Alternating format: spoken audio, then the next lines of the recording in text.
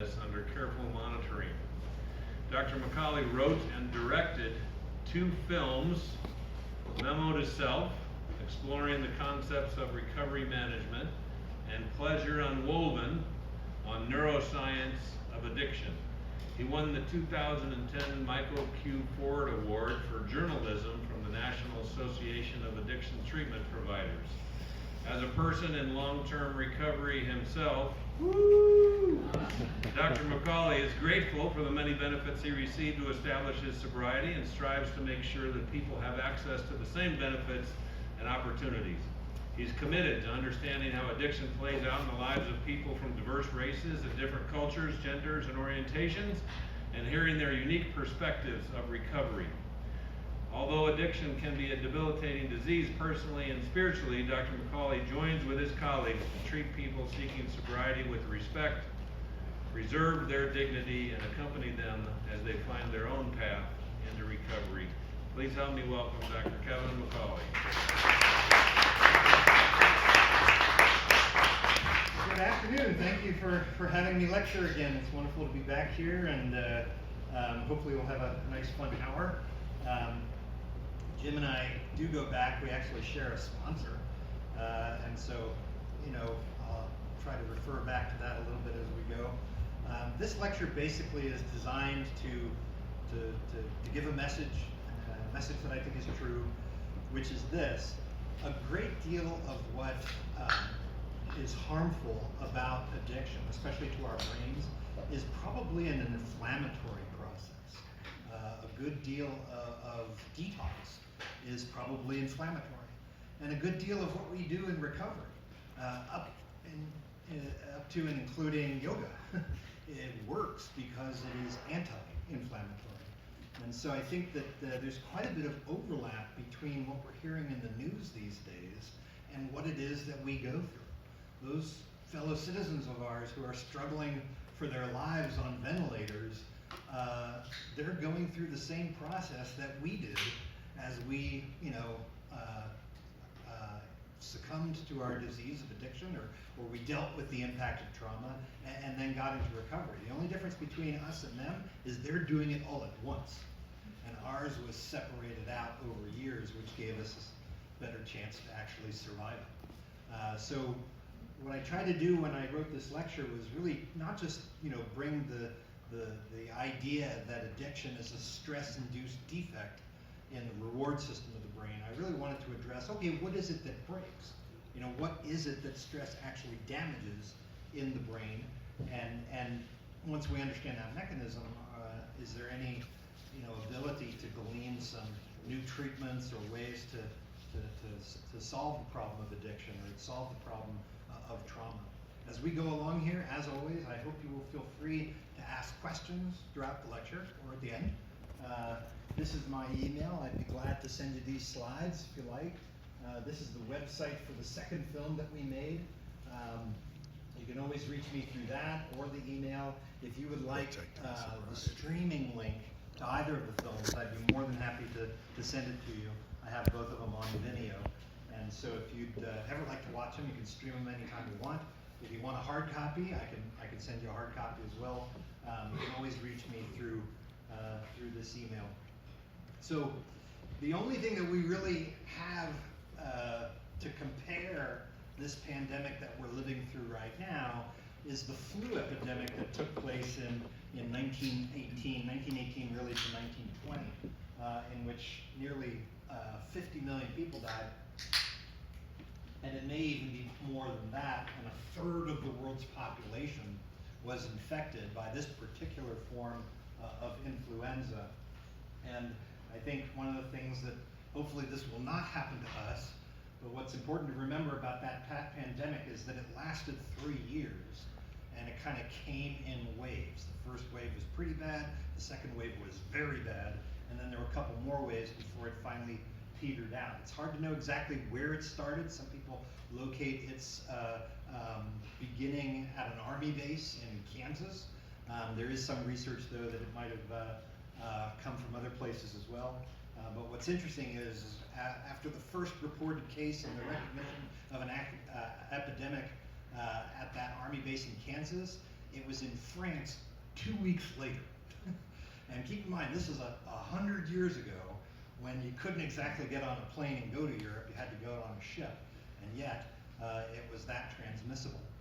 So what's particularly interesting about this epidemic is that it didn't strike the normal vulnerable population that flu does, which is usually the elderly or the very young or the immunocompromised.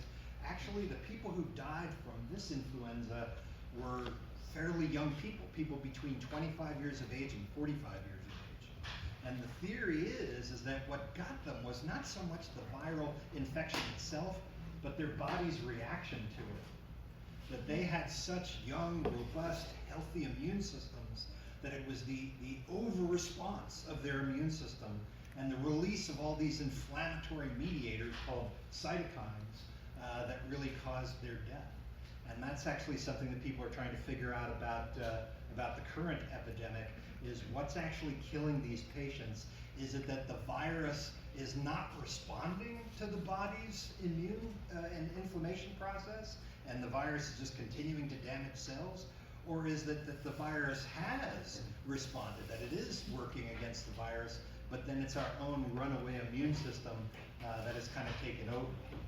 And I think that this is an example of the self-defeating behavior that sometimes patients engage in, whether they have addiction or whether they have, an immune process or an infection. And one of the things that all of this reminds me of is something that happened to me. It actually happened to me at the Orange County Jail, 550 North Flower Street. I hope you don't know that address in Santa Ana, but this was when I was just, still kind of in trouble before my court martial or any of my legal adjudications. And I was in solitary confinement, and they shackled me up and said, "You're going downstairs for a telephone call." And so they, shackle you and, put leg irons on, the whole business. And they frog marched me down to this little small room with a table and a chair and a phone. And they said, you're going to sit in on a hearing, so when it rings, pick it up.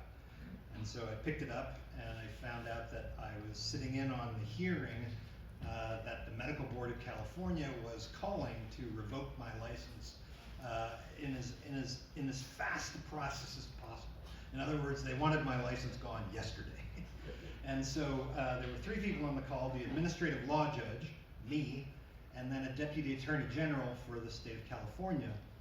And they swore everybody in, and then this deputy attorney general just essentially spoke for a half hour about what a dirtbag I was, and how I was court-martialed, and I was going to be court-martialed, and I was in prison, and I didn't admit powerlessness, and I didn't even think that I had a problem, and that I was a danger, and which is probably true to everybody, and that my license should be removed immediately.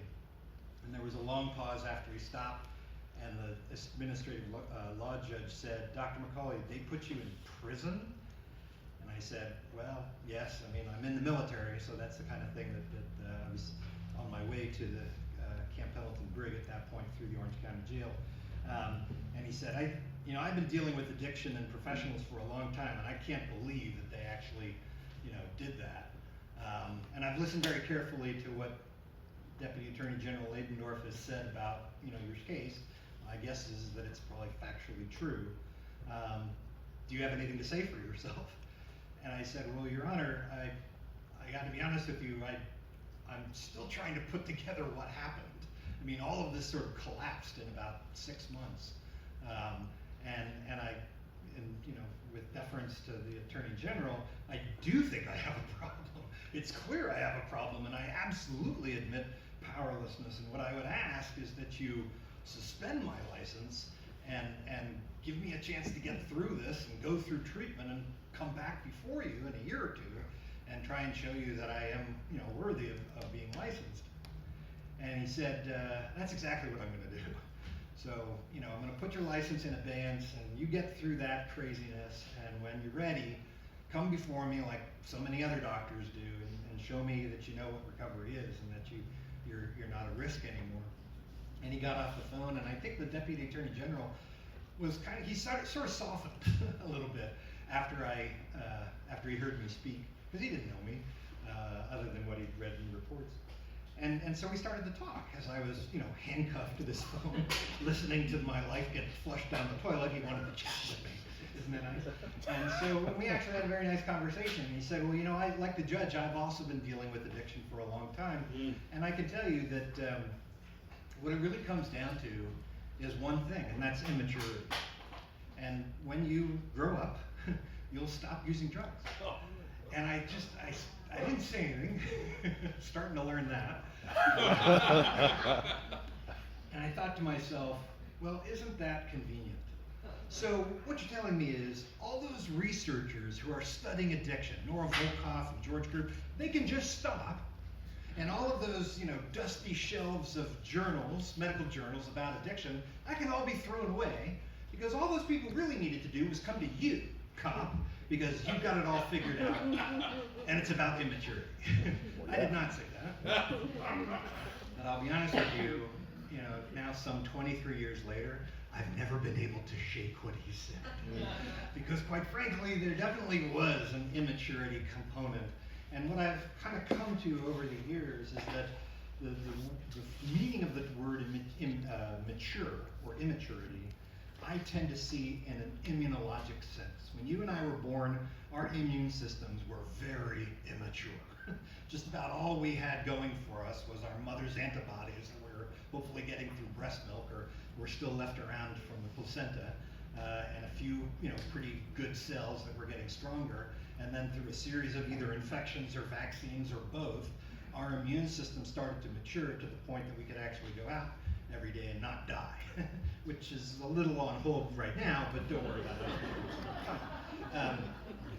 And that's kind of the way I see my recovery, is that, I didn't know how to stay sober. I absolutely had no idea how to stay sober, and so I did what I could. I hung around the people who did know how to stay sober. I went to these meetings, and whatever they told me to do, I didn't always like it, but I did it, including some of the things that our mutual sponsor suggested, which I just thought were completely stupid. And today I think that, I'm not saying I'm cured, I'm not saying there's, still a struggle and work, but my immune system, or at least my neuroimmune system, is much more mature. And I think that that's a better way of understanding the immaturity theory. It's not that I completely disagree with it. I think that there are some people, for a number of reasons, that just have a very vulnerable immune system because it simply hasn't developed yet. And so what you're looking at in people who have this COVID-19, or actually the term of art that we're supposed to be using is SARS-CoV-2 infection, is that we're completely unfettered from this. We do not have any antibodies to this pathogen. It's very new, and it has some peculiar features that are different from even other coronavirus infections that make it particularly scary, like this period of asymptomatic transmission, this fairly high basic reproduction number, the R0 number, which is a term from epidemiology, which is if one person's infected, how many other people will become infected by them. And for the worst disease is measles, and that's around 10. Most flu is around 0.8. We're still not quite sure what the basic reproduction number of this one is. It could be as high as 3 or 4. And then there is this very, very scary question of, once people get it, are they in fact immune? Like, we typically are after getting something, like German measles or something like that. Coronaviruses are not real good at producing immunity.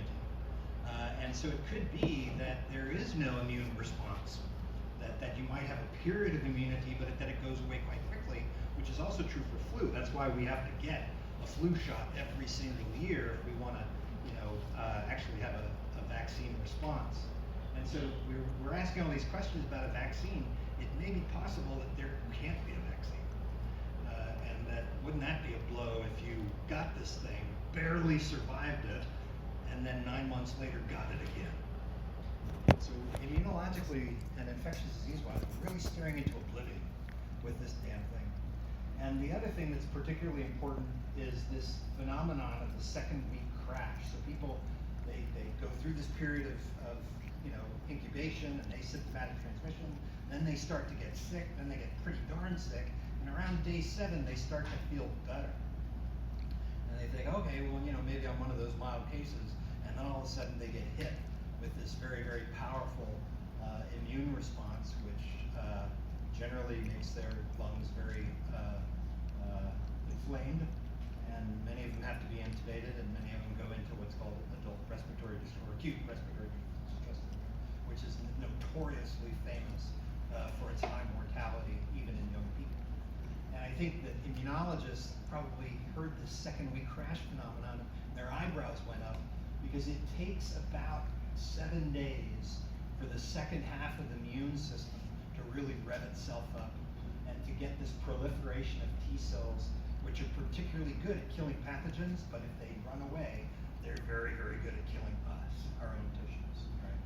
So we're all kind of learning this terminology about cytokine storm, and the treatments that may work are drugs that block one important cytokine called interleukin-6, steroids, which just decrease inflammation in general, maybe even chemicals that soak up cytokines. There's a chemical called Cytazorb, it's a brand name, that might be useful. And so the point that I want to make in this lecture is that everything that's happening here in these SARS-CoV-2 infections happens in the brain, and it happened for you and me. It just happened a lot slower. So in many ways, we're trudging the same road as those poor people, our fellow citizens on ventilators. So the idea is that the lung is really an amazing organ. If you took the entire surface area of the lung and spread it out, it would basically be a tennis court.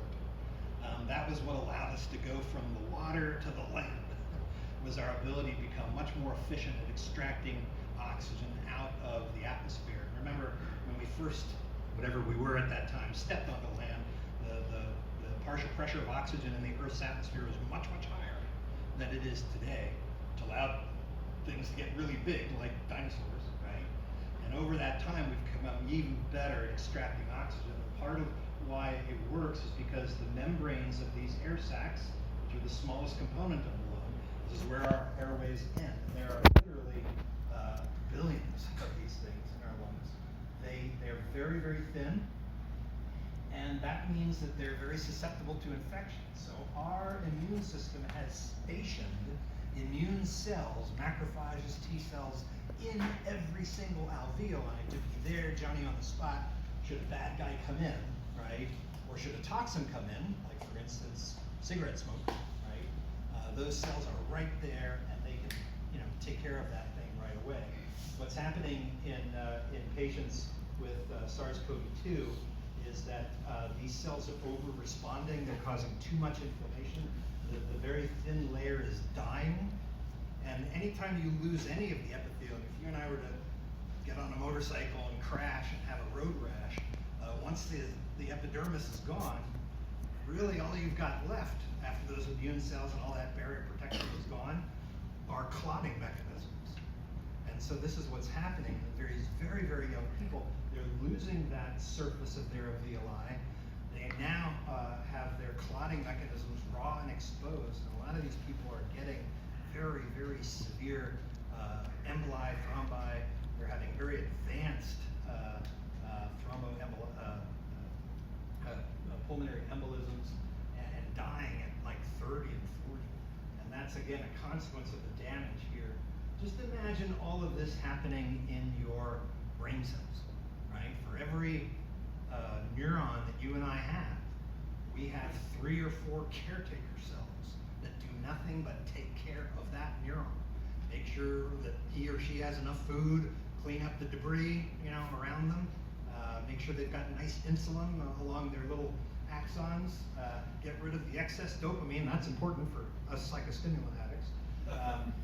And all of that can go wrong, just like it can go wrong in the lung. And that's what could be the actual basic injury behind chronic trauma and behind repetitive addictive intoxication. So I want to talk a little bit about that mechanism and see what we can't glean from it As we go along here, again, please feel free to ask questions. I'm going to try to go quickly so it's not too boring. We got lots of pictures to look at, as few words as possible. Very often, when we talk about stress, the first question that people ask, the question that the Attorney General will ask me is, well, what's stress? We all face stress. Some stress is good, and that's true. Some stress is good. And the gentleman who first started studying stress was this guy named Hans Selye, and he was handling these lab rats. And sometimes, he wasn't very good at it, and sometimes they got away from him, and he had to chase them around the lab, and he handled some rats more than he handled others. And what he noticed is, those rats that he handled a lot, they got more ulcers, they got more peptic ulcers. And this is, at the very beginning of my medical training, we were taught that what causes ulcers, peptic ulcers, gastric ulcers, is stress. And during my medical school tenure, we learned that that's actually only kind of a third true, that really what causes ulcers is a bacteria, and the stress doesn't help things, right? But it was really Selye who started using this word stress in terms of its effect on neurophysiology and its connection with disease, and he broke stress into two things. He broke it into eustress, which is good stress, like euphoria. This is stress that you're faced with, but you know how to handle it, right? You've been trained, or you have a bag of coping tricks ready to go. And so the stress hits you, your stress system mobilizes, you act, and the stress goes down, right? Your action works, right? That's eustress. That can actually protect the brain. That's good for the brain. That decreases disease. That decreases one's vulnerability to addiction. The stress that's bad is distress, when we're faced with a stressor, and we try a whole bunch of things, and nothing works. And so the stress system just stays elevated. All those stress hormones are still released. And that's what starts to cause problems, right? So there are a number of ways that the body deals with stress. The main one is what's called the hypothalamic pituitary adrenal axis, where one area of the brain, the hypothalamus, releases this chemical CRH, corticotropin releasing hormone, or corticotropin releasing factor. It doesn't go more than a few millimeters to the anterior pituitary, which then releases this hormone, ACTH, adrenocorticotropic hormone, which goes into the blood, aims for the adrenal glands, which sit like little yarmulkes on the top of your kidneys, and they release a host of chemicals into the bloodstream that get the body ready to deal with stress. They open up air passages, they liberate glucose stores, they open up your pupils, get your heartbeat more efficient. And essentially the body is now ready to deal with that stress, and when the stress is dealt with, the whole system feeds back on itself to shut itself off, right? That's the way it's supposed to work, and that's going to be a repeating theme throughout this lecture. The turning on, the shutting off. The turning on, the shutting off. That's the way it's supposed to work, right? It's not supposed to be on all the time. One feature, and it may be a pathologic feature in some people, but a normal physiologic feature in other people, is that the system has a kind of memory to it. If it ever gets way overstretched, it never quite goes back to normal, right? And that's called hysteresis, right? It's kind of like the phenomenon that you sometimes see with the slinky. Did you ever have a slinky when you were a kid? And when it came out of the box, it was beautiful, and it walked downstairs, it was great, but you played with it, and then it got a little stretched out, and it never quite went back. That's the way the brain's stress system works. If the person is traumatized, or if they're exposed to a distress that they can't manage, or chronic distress, then there will be some degree of memory that's contained in the stress system. And this is why we often talk about the effects of cumulative trauma over time, that even traumas that come subsequent to the big trauma, they can still be activating, they can still even be damaging, right? And so this is a feature that happens in a number of chronic diseases, is that the stress system turns on and it just never shuts off. You get that distress. It's sort of chronically elevated. And that can come from traumatic events, that can come from chronic stressful events, that can also come from repeated intoxication, right? And over time, that feedback loop weakens, and you start to get end organ damage. It starts to affect all those stress hormones, start to damage the immune system, they damage the blood vessels in the heart. They can make it more likely that you'll respond differently to insulin, and get type 2 diabetes. All of these things, even including anxiety, depression, chronic headaches, they have this connection to chronic stress, which when I first started giving this lecture, some 22 years ago, people had a hard time absorbing because this study hadn't really entered the public imagination. Today it has. So I don't get nearly as much arguments about the fact when I say that what causes addiction? Stress. It's the way the body responds to stress. I'm not necessarily saying trauma, right? Because you can have trauma without necessarily having addiction. But if you have trauma and you have this response to stress, and then the person becomes addicted, there's definitely a connection there. Now we understand the connection between stress and a whole bunch of diseases, not just mental illness, right? And that came from this famous adverse childhood experiences study that was done by Felitti and Anda at the San Diego Kaiser Permanente Obesity Clinic, where these doctors noticed that a lot of their young patients who were struggling with obesity, they had histories of trauma. They had histories of sexual trauma in particular. And so they created a questionnaire that sort of measured, well, have you ever had this, early, or have you ever had adversity in childhood? They still haven't quite nailed down the time frame, like when are things important? It turns out from 6 months of age to 18 months of age is the especially vulnerable time for that person to be exposed to adverse childhood studies. They gave it to a whole bunch of Kaiser employees, and they figured out that early life adversity affects neurodevelopment, and it can increase the risk for a whole bunch of chronic disease long into the future and probably across the person's entire lifetime. So this was a study done on the prevalence of adverse childhood experiences in California. It fits pretty much with this study done in Minnesota. And what you see is that almost everybody has been exposed to some kind of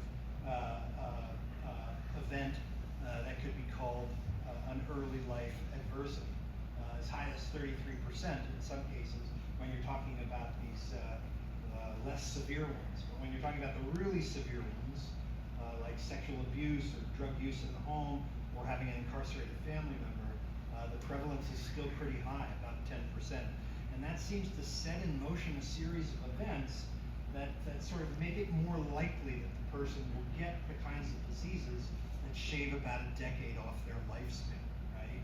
So being exposed to early adversity makes it a little bit more likely that I might have ADHD, which makes it a little bit more likely that I might have the social and cognitive and emotional impairment that decreases my age of first exposure to any intoxicant, and that is directly correlated with my lifetime risk of ever developing addiction. And so the more this understanding of early life stress and disease connection has developed, the more it's been realized that it's not just addiction, it's not just mental illness.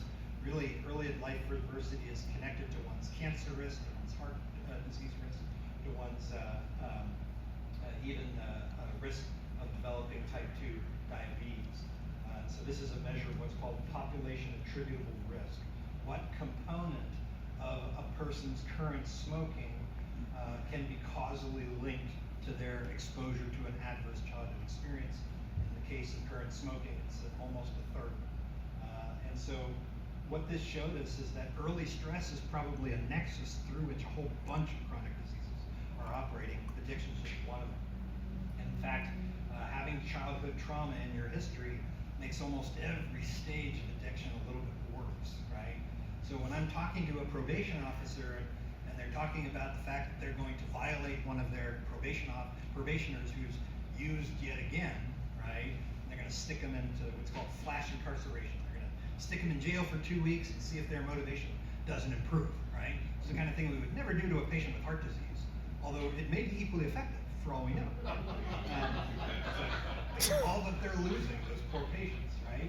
What I would want that probation officer to know is that if that person has a childhood history of childhood trauma, you're not going to be able to see their motivation quite where you want it, as fast as you want it. And their risk of relapse is greater than the average probation.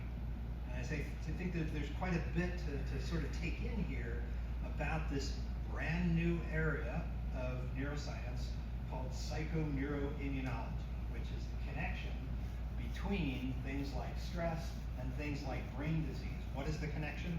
The immune system. Once we understand the component of the immune system, we can see how those things are causally related.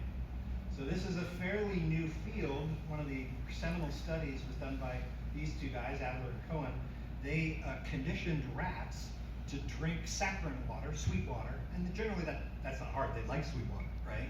But this sweet water had this chemical cytoxan in it, which is generally very bitter, but the rats drank it anyway because they were conditioned to drink the sweet water. Cytoxan is an immunosuppressant, so not only does it taste bad, but it suppresses your immune system. Later, they took these conditioned rats and gave them just saccharine water, and they became immunosuppressed and died of infections. So you didn't actually have to have the immunosuppressant drug. You could actually condition the immunosuppression. And this is interesting. I'll just take a, oh, yes, ma'am. Go Did ahead. they have a washout period between 1 and 2? I think so, yes. They had been conditioned, they saw the immunosuppression, those rats that survived, they then just gave this saccharine water with no cytoxan in their systems, and that's all it took to get them immunosuppressed to the point of death, right? And this is, I'll just make a small aside here. Here's one of the more interesting areas of conditioning and drug addiction. It's a study, I can send it to you, on what's called conditioned tolerance, specifically to opioids.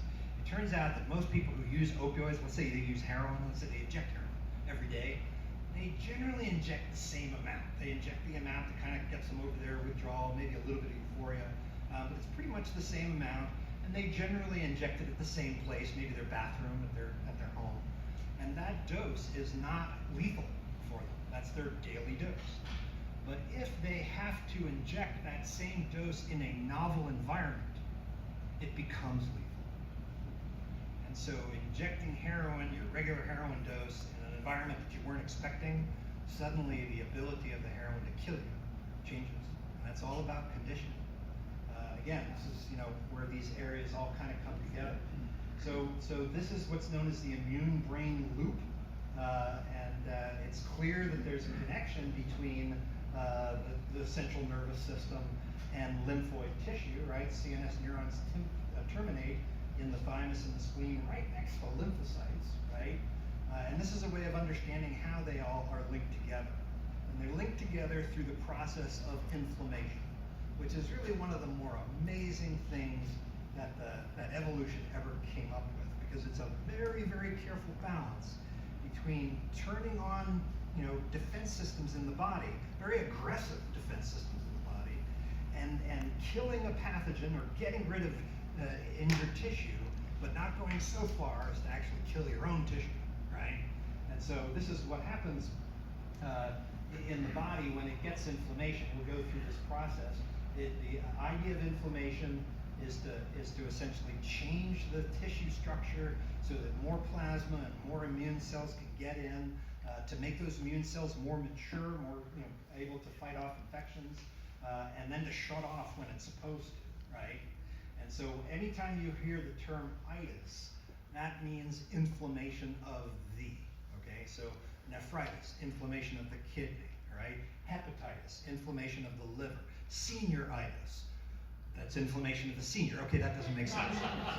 So, again, that's just every doctor would want you to know the proper use of this suffix, itis, right? So when we think of hepatitis, we generally think of, viral hepatitis. We think of hep B, we think of hep C. But that's just one kind of hepatitis, right, of a whole bunch that cause this inflammatory process. If you and I were to go to the local frat house, maybe over at Arizona State, maybe after a big game, let's say this is a year ago, right? And there was a big drinking binge at the frat house, right? We were able to wrestle those frat boys down to the ground and take liver biopsies of them. What you would find is fatty change in the liver. Immediately, all the hepatocytes in the liver swell with fat because they gotta metabolize all this excess energy from this alcohol. And generally, over a period of next 48 hours, they get it down and the liver goes back to normal. So it gets inflamed, and you see sort of alcoholic hepatitis, or what's really called steatitis, right? And then it goes back down. Unfortunately, if this process continues, again, reacting, calming down, it starts to cause fibrosis, and fibrosis in the liver is scarring, which is called cirrhosis, right? And so this is the mechanism by which people get cirrhosis of the liver. And one of the main dangers of cirrhosis of the liver is that can accelerate to hepatocellular carcinoma. Same thing with alcohol, same thing with viruses. interesting, there are also autoimmune processes that can create hepatitis. So at my, this last squadron I had before I finally collapsed was the main training squadron for the F-18 Hornet for the United States Marine Corps. It's called the VMF-18 Sharpshooters. They are now at Miramar Naval Air Station, Marine Corps Air Station. And this is basically where the Marine Corps trains their Hornet pilots. And so these were often people who were absolutely at the top of their class, all the way through the pipelines of Naval and Marine Corps aviation. They were just great. Very often these are the sons, back then sons, but now sons and daughters of aviators themselves, right? Sometimes famous aviators. And when they hit the squadron, they generally tend to do well. And you know, these are just some of the greatest Americans that we've got. But every now and then, you will get this young, otherwise healthy aviator who gets this weird, idiopathic autoimmune liver disease, right? And at 101, which had about maybe 350 students, we had 2 of them. And so it takes a little bit of understanding of aviation medicine to understand why that would happen. It's called fear of flying. And they just can't face the fact that what they do, especially coming aboard the boat at night, is quite dangerous and very often lethal. And usually in their time in aviation, as you go through the 2, maybe 3 years of jet training, you're gonna know somebody who's died. We had 2 pilots die of my squadron while I was there. But they cannot admit to themselves that they don't wanna fly anymore. Maybe they've just had a child born, maybe their, friend, died or something like that. And so they develop this weird idiopathic hepatitis in order to get bounced out of naval aviation. It's really one of the more amazing things in the world to see. I would say that at any one time, a great deal of what the Naval Aerospace Medical Institute in Pensacola is chewing on are fear of flying cases. And generally what they do is they don't buy into the bullshit, and they tell the pilot, go back and fly.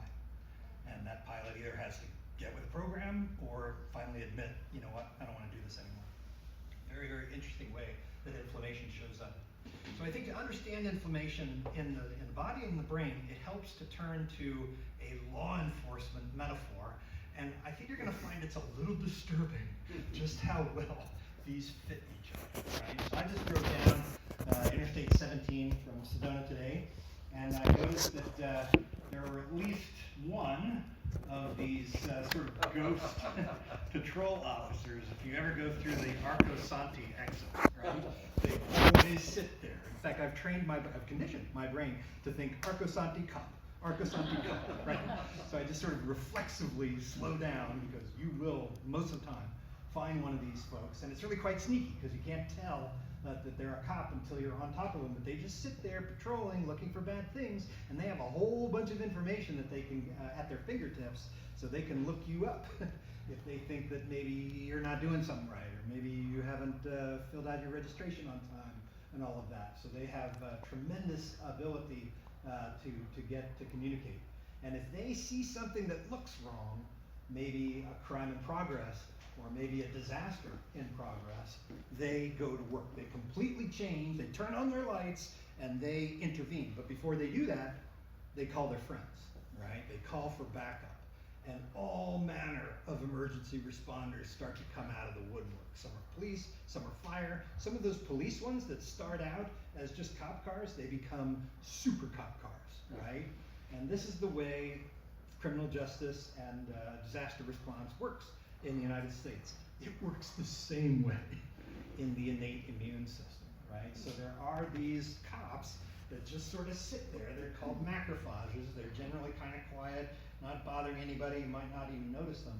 But if they pick up on a pathogen or damage, and specifically there are these things called pathogen-associated molecular patterns and damage-associated molecular patterns, and some of the research on DAMPs has actually suggested that it should be called danger-associated molecular patterns because you get the same response when a person has a perceived threat or has been exposed to trauma. If they recognize these, they immediately go into action, right?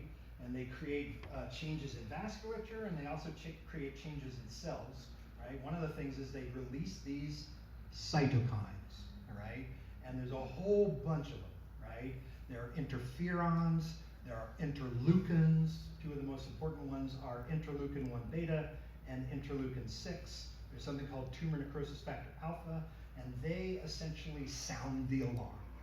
They essentially recruit other white blood cells from way across the body to come hither, right?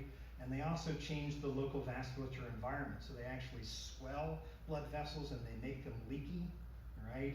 The blood vessels that are arriving, they might have started out as pretty immature white blood cells, but when they get to the site, they're much more mature and ready to go to work. They squeeze through these between the leakiness of these cells.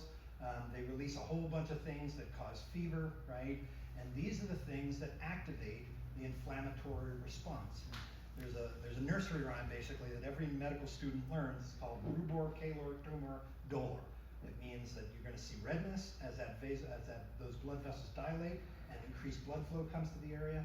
You're going to see heat as those cytokines change the local metabolism. They're going to bring a lot more heat into the area. Why heat? Because the immune system is much more efficient with each temperature rise that you can get. Okay, some of them do it locally. Some of them go to the brain and cause a fever. Right? You're going to get swelling because all that fluid is going to leak into the tissue there. Right? So that's called tumor. Getting lots of plasma proteins and other cytokines in there. And these cytokines are often pain mediators too, because the body doesn't want you to do any more damage to that particular area, so it's going to make it painful, right? And so these white blood cells come in, and they have the power to essentially eat pathogens or damaged tissue, a process called phagocytosis, which means cell eating, right? These are white blood cells, specifically things like neutrophils, macrophages, right? They essentially surround the pathogen, and it's bad news for the pathogen, right? So the minute that cell ingests that thing, it pours poison onto it, because it has these little Ziploc bags full of toxins called lysosomes. And some of them are very, very powerful. They're very acidic, they break up DNA and RNA, they have reactive oxygen species, just very poisonous stuff. So that if that stuff gets poured onto the pathogen or onto the damaged tissue, it's broken down immediately. And then once these cells have ingested enough, they die. They actually commit suicide. There's a programmed cell death that they undergo. And if these things then leak into the local tissue, they're also damaging to cells around them, right? So if it's just a little bit of damage, no problem. But if it's a lot of damage, then you get things like the alveolar damage in SARS-CoV-2 infections, right? So this process is designed to recognize pathogens, kill them, recognize damaged tissue, break it down, and then clean up the mess and get out of there. And again, it comes on, it's very strong, and then it's supposed to go off. But if it doesn't go off, you can have real problems, right? You've probably heard of the drug hydrochloroquine getting a lot of attention these days, probably not for the best reasons. Hydrochloroquine is usually used to kill malaria parasites because it accumulates in lysosomes. It gets everywhere in the body very, very quickly, but it essentially accumulates in these lysosomes, and it raises the pH, right? In other words, it makes that lysosome less toxic, less acidic, and it makes it impossible for the malaria parasite in the cell to break down heme, which poisons it, and they die. The reason that it's being used or thought of as maybe being helpful is that when these cells lyse, their lysosomes aren't as acidic, and so you don't see as much local tissue damage, right? That's the theory.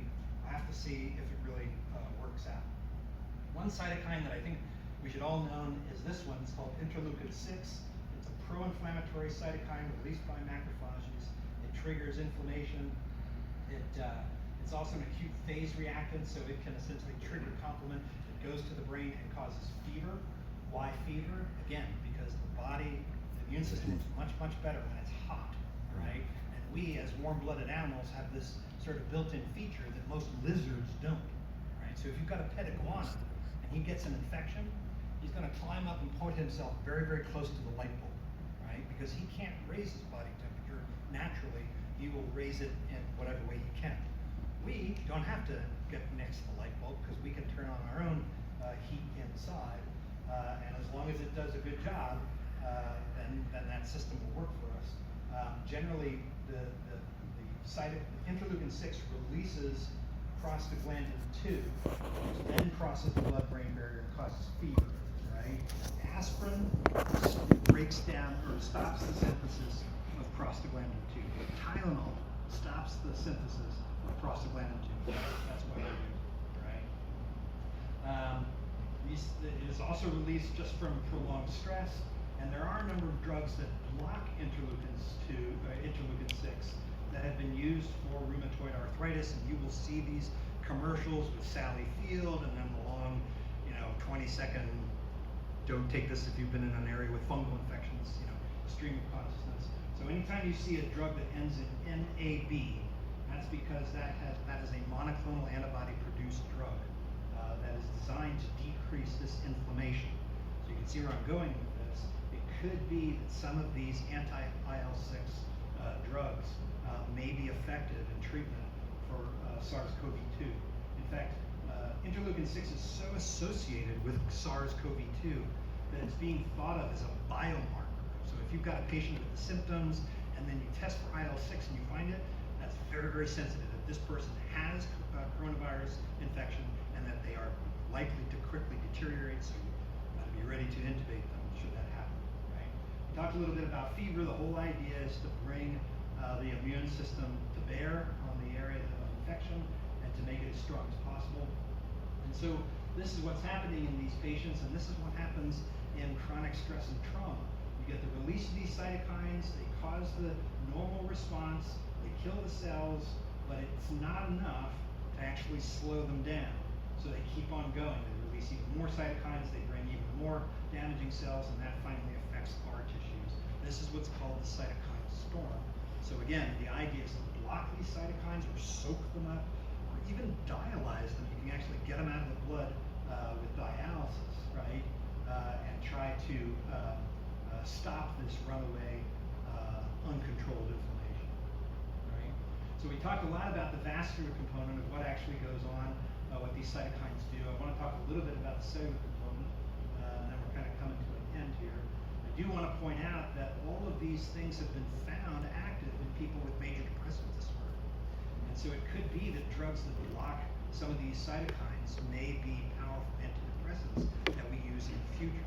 The problem with thinking of depression as an inflammatory process exclusively is that it turns out you also see this in schizophrenia and borderline personality disorder. So this general low level of smoldering chronic inflammation seems to be common with most psychiatric illnesses, right? But the idea that these things might be able to make untreatable, or depression that's been refractory to antidepressants in the past, more treatable, that's research that's underway. Let's see, so we talked about the innate immune response. I want to talk a little bit about the adaptive immune response. This is what you and I were born with. We came into the world with this feature, right? It's present at birth, it works very, very fast, but it's not real specific. It just kind of kills everything that it finds, right? And it doesn't have any ability to adapt to a new pathogen. That's why there's this second part of the immune system that takes a little longer to get going, in the case of T cells, at least a week, but it has this immunologic memory. It matures over time. With every pathogen that it encounters, it learns, it remembers. And that's what allows a vaccine to work. There's a good American experience on the development of the polio vaccine. At that time, there were 2 polio vaccines. There was the one that was invented by Jonas Salk, which was, I believe, a heat inactivated, killed virus, right? And then there was the Sabin vaccine, right, which was an attenuated virus. It wasn't dead, but it wasn't supposed to be all that bad, right? And there's no such thing as the Sabin Institute. There is a such thing as the Salk Institute. And so it turns out that Salk was right and Sabin was mostly wrong, right? The whole idea is that you're giving a piece of the polio virus so that the body can see it, recognize it, and now produce antibodies, which at first will produce a strong reaction, but will continue for the remainder of the person's life. So far we've been talking about this side of the cellular immune system, these neutrophils, white blood cells, eosinophils, macrophages. I want to talk a little bit about T lymphocytes and B lymphocytes, right? So when we talk about these folks, these are granulocytes. They're filled with these granules, which are essentially super powerful, super toxic lysozymes, right? And they get into the area and they cause this oxidative burst. That's all these reactive oxygen species falling into the tissue. And then they shut off and they're supposed to stop, right? We'll talk a little bit more about antigen presentation. Now, the other side is the memory side, the ability to learn side, and that's T cells, B cells, and what we call natural killer cells. So again, I'm going to go back to my law enforcement metaphor here, all right? So let's say there's a crime, all right, and the criminals have been arrested, they've been taken out of the picture, you don't have to worry about that anymore. The cops still have a job to do, right? So they investigate the crime, they collect evidence, right?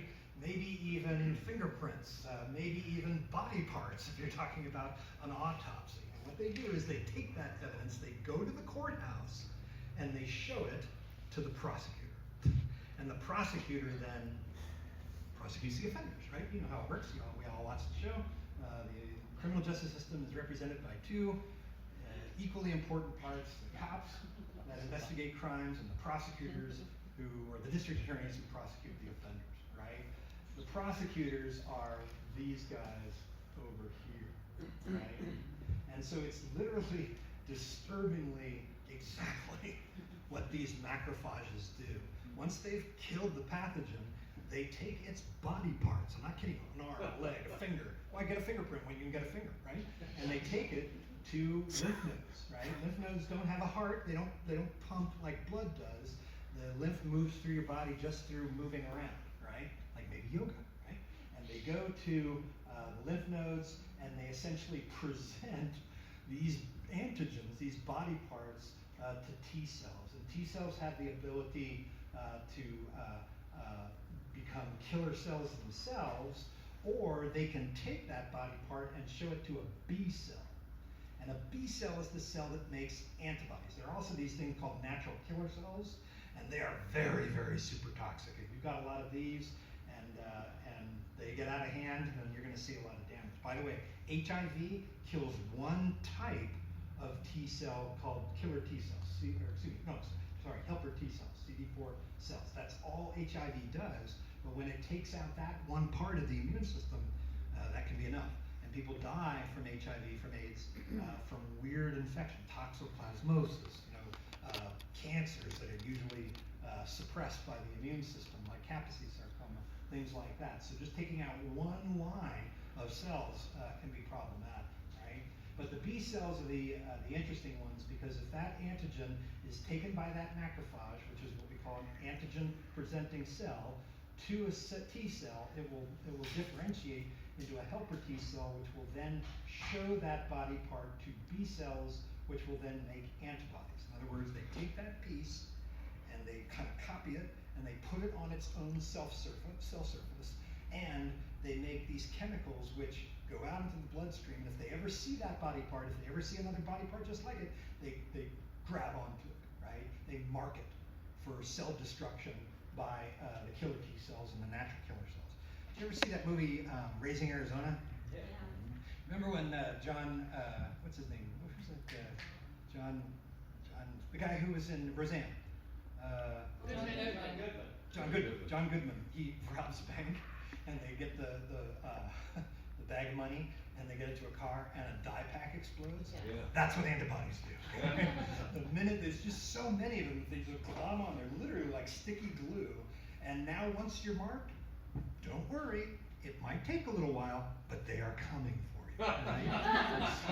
So these macrophages and killer T cells will eventually find you soaked in dye, and they will eventually kill you.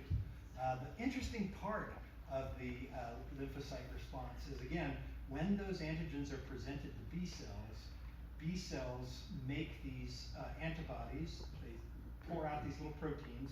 They also put their antibodies on their cell surface, and then generally they stop. They kind of slow down. This is when we talk about an antibody test, which is the test that tells you if the person has had coronavirus. You're trying to look for these antibodies, right? So there are two kinds. There's the antigen test, which looks for the DNA, the RNA of the coronavirus while you've got the infection. Then there's the antibody tests, which tell you that you had the infection and now you've responded to it. And the disturbing part is we're not seeing a whole lot of antibody response like we do to other things. What I find so fascinating, I hope you do too, about the B cell line is that these cells that can recognize this one particular antigen, they die off, but they leave about 2 or 3 or 4 cells. And they live in your body forever. And it's hard to know where they are at any one time, but they're there. And if they ever encounter that antigen again, they undergo clonal expansion. They very, very quickly make thousands, millions, billions of copies of themselves, and they spill out all these antibodies, and they attack that pathogen should you ever be exposed to it again in the future. And that's why we say that the immune system has maturity, or that's why we say that it has a memory associated with it, right? And I've always found that very fascinating. Just 2 or 3 or 4 of these cells just wandering around just on the off chance that they might come across the antibody, right? And again, when you hear about those drugs that end in MAB, these are cells that have created antibodies through recombinant technology to make these antibodies, which are then injected into you, and they go after the things that cause inflammation, right? So everything that we've been talking about, all that I've been torturing you with so far, you must remember, it all happens in the brain too. And this is the key to psychoneuroimmunology, right? The macrophages of the brain are called microglia, and they're really very, very sweet cells. They usually kind of sit in a little territory, and they kind of patrol an area that's about a cubic micrometer in shape, right? And they have these little arms that they reach out and they check all of the other cells. They check, to make sure that they've got enough growth factors. They check to make sure that they've cleaned up the mess if there's a mess. They make sure that they're insulated, right? They take away synapses that aren't necessary anymore. They kind of engage in synaptic pruning. And these things essentially will cover your entire brain every few hours. That's how active they are. But if they find a pathogen or they find tissue damage, they go into a super state. They kind of retract their arms and they essentially become natural killer cells, right? And they go after that damaged tissue and get rid of it.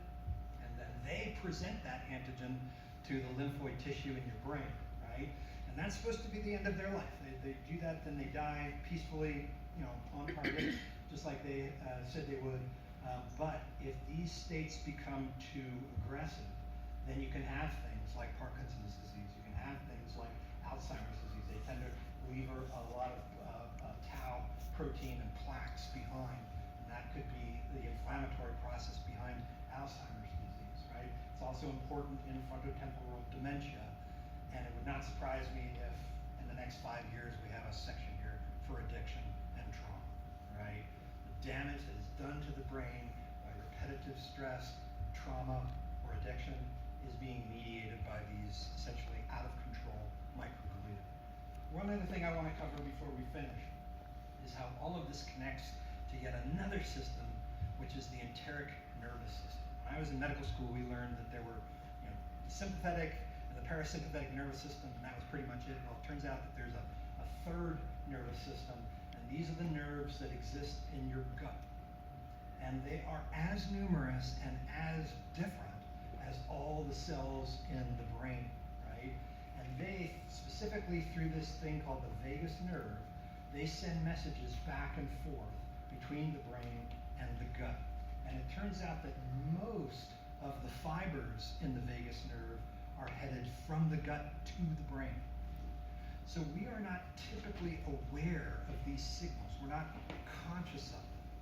But we can train ourselves to become conscious of them. This is the capacity called interoception. It is my ability to, in a calm state, listen to what my body is telling me. What does my gut tell me? What does my diaphragm tell me? What are all these nerves headed to my brain telling my brain about what situation is like right now? And so we can train ourselves to become more aware of it, right? In addiction and many other illnesses, we may lose that ability to listen. That's called, I'm having a mental breakdown So that loss of interoception is essentially an inability to listen to what my body is telling me. But when we engage in meditation, when we, for instance, engage in everything that goes on at the brain center, we're essentially trying to get that ability to listen back. And this is a very, very important part of how we control not only our mood and our emotions and our ability to stay in recovery, but also our ability to enhance our immune system. So when you did that yoga today, you were essentially changing your immune system and your gut bacteria. It could be that we actually do these, transplants. Sometimes they're called fecal transplants. You don't actually need to do it with poop. You can just do it with bacteria, right? And those have been shown in early studies to decrease anxiety and decrease depression in people who otherwise have not been able to respond to antidepressants, right? So this is what's called the gut-brain immune axis, and I just want to open up the door to that because it would not surprise me if in the future we track people's recovery by measuring the cytokines in their blood. Imagine, you've heard of convalescent plasma, right? And it's the ability to treat COVID-19. The idea is you take a person who's been infected, you take their plasma, you spit it down, and the Red Cross sells all the red blood cells and stuff like that. They make a ton of money, right? And they put that plasma and all those convalescent antibodies, right, in a form that can be injected into a patient who's facing, intubation, let's say, or not doing well in the ICU. Wouldn't it be interesting, Jim, if in the future, maybe not in our lifetime, we could take a guy like Dr. Paul and his convalescent plasma and give it to people like you and me, chuckleheads who are in our first year of recovery, right? These things, they sound like science fiction, but we are really, I think, on the verge of an understanding of addiction, trauma as inflammatory disorders, and treating and monitoring recovery by using the immune system. So I'll stop here. Does anyone have any questions before we? You go back one slide. Yes, I sure can. Thank you. Like I said, lots of pictures. That's a good thing about immunology. It has really good pictures. Did I see a question? Yes, ma'am. Yeah, early in the meeting, first of all, thank you so much for coming, and thank you, Jim, for arranging it. Yeah, let's get him a hand.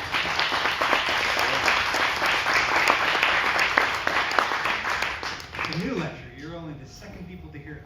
The first people didn't like We're it. glad you didn't get stopped by the cops on the way down. Right. Early on, you mentioned that a vaccine for COVID-19 might not be possible. Could you say more about that? Yeah, so again, the coronaviruses in general are not famous for their ability to produce an immune response, right? Other viruses like poliovirus, for instance, very good immune response. One of the reasons why we were able to produce a vaccine and still do, right? But coronaviruses, not so much. And that's why every year they kind of have to figure out what's out there, coronavirus-wise, influenza-wise, and find antigens and make a quadrivalent or a pentavalent or a heptavalent vaccine that can bind to 4, 5, or 7 different antigens. And that's the flu vaccine that you and I get, hopefully in September or October, and we don't get the problem. But now we're going to need a new flu vaccine because the viruses have mutated and also our immune response has quickly faded. About 6 years ago, I lived in Utah, which has a very low rate of pertussis vaccination. And I got pertussis, right? That's because the herd immunity in Utah for pertussis is particularly bad. And so even though I'd gotten that vaccine when I was a kid, and I was, immune for the majority of my life, I was no longer immune. Now I'm immune to it again, having had that, right? So this is the problem, is it could be that we're talking about vaccines. We're talking about, okay, it's a year and a half to the vaccine. It may be that just the immunologic properties of this particular coronavirus, we've already seen that it has, unique special characteristics that most other coronaviruses don't have, that are not good, don't produce an immune response, which means you can't produce a vaccine. You can still give convalescent plasma. That's like giving immunoglobulins, like if you got rabies, right? Rabies is, I think, the most contagious disease on the planet Earth. Every person who's exposed to rabies gets rabies. all right? So if you think you got bit by a dog that may possibly, less than 1% have rabies, you immediately be given a whole bunch of shots of rabies immunoglobulin. That means a horse made a whole bunch of antibodies that are now going into you. Let's hope you're not allergic to them, right? And that's really the only way to stop a rabies infection, is to give that what's called passive immunity. A vaccine is active immunity. I'm giving it, and then I make the antibodies, right? So we may not be able to have active immunity for coronavirus, perhaps passive immunity. Yes, sir? Is there a way to create? Yeah, sure. Is there a way to like artificially create B cells? Is there a way to artificially create B cells? That's really interesting. I think the reason that we don't do it is that they're very likely to be rejected, right? The minute the body sees them, it says, yeah, you're not our B cell. You might be a B cell, but you're not our B cell, and they'll kill it. But what we do instead is just make the antibodies. And antibodies, cells are pretty complex. They have all these surface antigens and things like that. But immunoglobulins, antibodies, they're pretty simple. And so the body doesn't really even see them most of the time. And so you can give those pretty effectively. And so now the race is on to use gene therapy to make antibodies. For instance, there was those 2 patients who were given antibodies to sickle cell. And so this is a way of using gene therapy to cure sickle cell anemia. Yeah. No one's ever been given it before, so these 2 young, very heroic patients were given this therapy, and apparently it's working. So this ability to use antibodies to go after cancer cells, to go after sickle cells, things like that, that may be an effective way to treat COVID in the future. But B cells themselves they're just too big and too difficult. Okay, too much reverse engineering. Yes, ma'am. You talk a lot about from birth on, Right. immunity. What about in vitro? Does anything happen in vitro in terms of immunology? You mean like when an egg is fertilized by sperm Well, prior to so implantation? during that 9-month period, is Right, there right. immunity Yeah, being in utero. created? Yes, I'm yes, sorry, absolutely. So the Not in placenta is excellent at giving the things in the mother's bloodstream to the baby. Unfortunately, some of those things are heroin, but generally they tend to be good things, and a lot of them are immunoglobulins. So when I came into the world, when you and I came into the world, we had a lot of our mother's immune system with us that could at least see us for the first 6 months. And breast milk too is a way of getting even more of those. And this is why breastfeeding is so much more is so preferred over, say, formula, because formula can't give those immunoglobulins. Yeah. All right. Well, listen. I hope you guys have a great weekend. And like I said, I'll stay up here for questions. And thank you for your time.